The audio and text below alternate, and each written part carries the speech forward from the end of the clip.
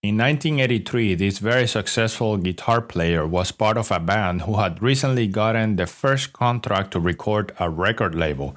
This is, of course, a huge milestone in any band, and they were all very much excited towards it. But right before the recording actually started, the band fired this guitar player. He was let go. And for the many years to come, this guitar player wanted nothing but to start his own band that was going to be even more successful than the original band he was let go from, so that he can prove them that letting him go was a huge mistake. And so he went back to his hometown, started his own band, and eventually they did got to sign a record label. And they became very successful, actually. The band name is Megadeth, or was Megadeth, and it sold over 80 million albums and track records and did concerts all over the world. Very successful band.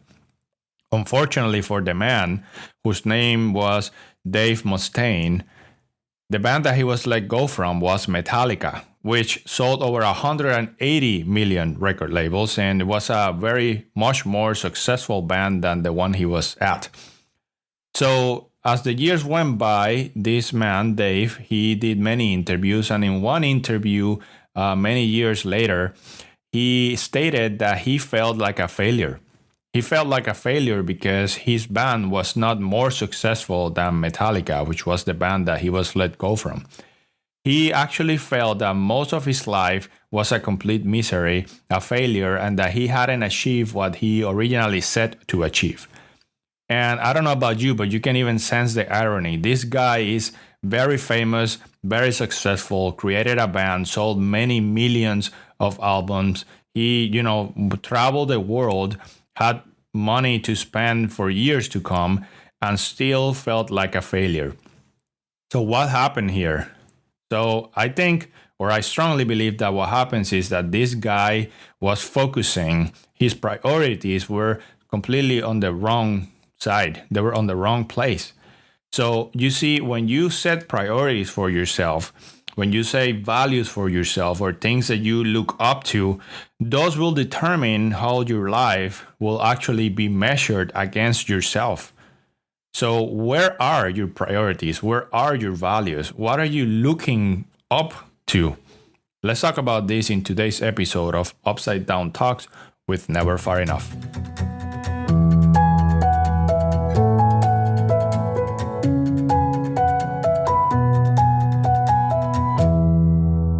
The things that we invest time on, the things that we reflect on, that we look up to, the things that we read, that we see, that we hear, that we watch, whatever we're investing time on, whatever that thing is, it will eventually, if not already, influence the way we perceive life and we interact with it. It will change and modify our values and behaviors. And we can see this on a daily basis with what the social media effect is doing to our society in general. There is such a thing as good values and good priorities and good things to look up to. And there's also a thing as bad values, bad priorities, and bad things to look up to. And we can see definitely the bad side of things in social media. All you need to do is open a social media channel and start scrolling.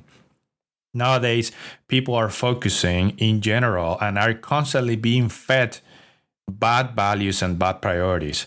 Money being one of them, pleasure being another, material success.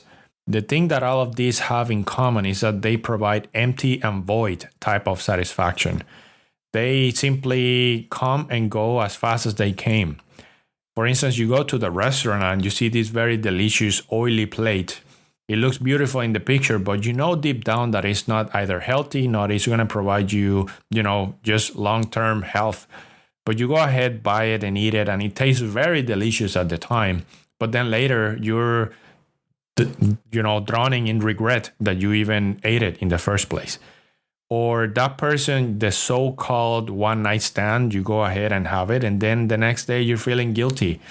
Because sex is only temporary, and unless you're having it with your spouse, with the person that you committed to, it takes away its beauty. Sex for the sake of sex is just vain pleasure that comes and goes. And the same thing for material success. I mean, we're all victims of it. When we buy something that we really want, how long does it really take before we consider that thing just another thing in our closet? I wanted to buy a car many years ago and I got a new car, and literally a month later it was just my car. It wasn't anymore, the thing that I was striving and worked so hard for.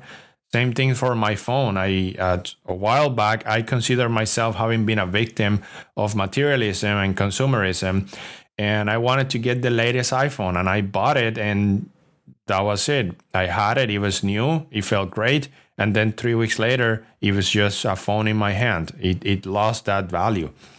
So this is the problem with the social media today, that is focus our minds. It pinpoints our mind in a direction of empty life satisfaction, things that are temporary and really don't provide any long-term moral standing values, purpose, support to our life. It just comes and goes. But then on the other side, there's such a thing as good things, good values and good priorities. And among this, we find relationships, building relationships. We now sit on a plane for hours next to a stranger and we don't even say hi. We don't go about our day, meeting new people, or we sometimes just work and leave work without having to know our colleagues. We need to go back to that because deep down we are relatable beings. We are relationship based beings. God is love, and love in itself is relational. You can't love if you don't have something to love. So the fact that we are created in the image and character of God, who is all love, then dictates by necessity that we are relational driven beings that need relationships. And we need somebody to love and people to care for and people. So let's go back. Let's focus on relationships. Let's focus on building our character. There's another good priority and good value. In Galatians chapter 5, verse 22, it talks about the fruits of the Spirit. And it says the fruit of the spirits are things like love, joy, peace, long-suffering, kindness, goodness, faithfulness. These are the things that at the end of the day provide true value to life, true satisfaction. The thing is that when we focus our mind on the right things, we bring long-term satisfaction, we bring happiness, we bring purpose, we bring meaning to life. Not too long ago, I was reading my Bible and studying the life of Moses. And he talked about how Moses, he was living in Egypt in the palace, and then he fled because he killed someone and he was afraid he was going to get killed, and fled to the mountains, and there he met his wife and made a living in the mountains. And there's this verse in the books Patriarchs and Prophets that I want to read here. It says, "Shut in by the bulwarks of the mountains, Moses was alone with God. The magnificent temples of Egypt no longer impressed his mind with their superstition and falsehood. In the solemn grandeur of the everlasting hills, he beheld the majesty of the Most High, and in contrast realized how powerless and insignificant were the gods of Egypt. Everywhere the Creator's name was written." The message here is pretty straightforward, isn't it? Surround yourself with different things and your mind will start thinking and focusing on different things. Moses fled the city and left the city, and he was probably very impressed with what men had built, but then he found himself in what God built: the mountains, the skies, the green, the rivers, the lakes, the animals. And he was impressed in his mind and his values, his priorities, that the things that he once admired started changing. It started changing for the better because God was now replacing those values with God instilled values. And we just read some of the fruits of the Spirit.